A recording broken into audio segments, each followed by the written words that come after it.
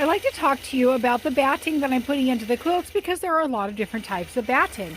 And I carry about 5 or 6 styles of batting over here at the quilting studio. One style that I do not carry is wool. So if you want a wool batting, you want to go ahead and bring that. But I do have bamboo. I do have 100% cotton. I do have warm and natural styles, which are about 80% cotton, a nice durable batting that's quite universally used. I do have pellons that have more polyester in them. I do have some low loft and some high loft, and I have some that are great for wall hangings and table toppers, where you want something a little bit thinner and more structure to them. So I have all of that. When I have a minky back, I tend to recommend using my lightweight, higher loft batting. Welcome to use any of the others. Any of the others is perfectly fine as well. And I've had people choose the bamboo or the warm and natural or the cotton, which is great. If that's where they want to head, absolutely. There are reasons for all of that. If you're just wanting a quilt and you're wanting a basic recommendation, I would go with my lighter weight, because the minky itself is already going to add a dimension of weight and warmth to the quilt itself, and this will not add too much weight to it. It also has a little bit of extra loft to it, which is always nice, because then you're able to see the design a little bit more, which adds to it with that wonderful minky.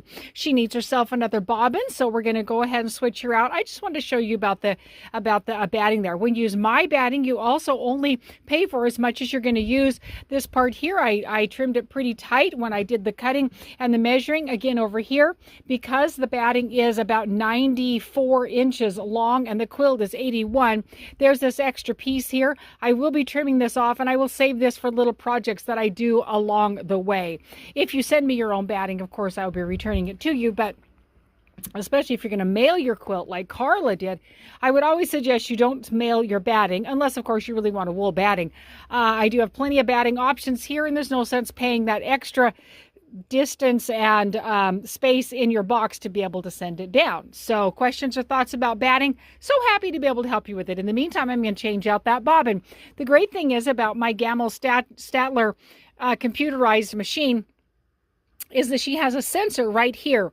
As she goes around and around with the tension, she can tell that there's tension coming in through the bobbin itself. When there's no bobbin left and it's taken about 20 to 30 stitches, you can see right here, this is the top thread. When she's gone a little bit and there's no tension from the bobbin, she says, wait a minute, we need to stop and get a bobbin filled in there, and she'll give me that beep, beep, beep, and she will stop herself. One of my favorite designs on here. Friends, make it a great day.